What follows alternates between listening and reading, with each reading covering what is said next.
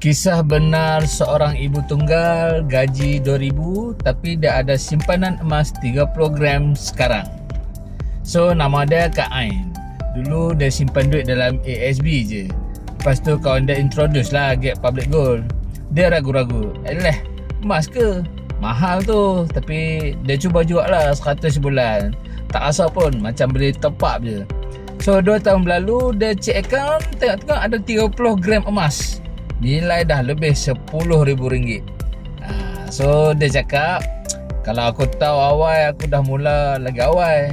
Sekarang ni dia buka akaun untuk anak-anak dia sekali. So dari kecil dah ada simpanan emas sendiri. Korang nak jadi macam Kak Ain? Tekan link dekat komen sekarang. WhatsApp Nora, staff aku. Dia akan bantu korang buka akaun Get percuma. Step by step, senang je. Jangan tunggu 2 tahun lagi baru menyesal.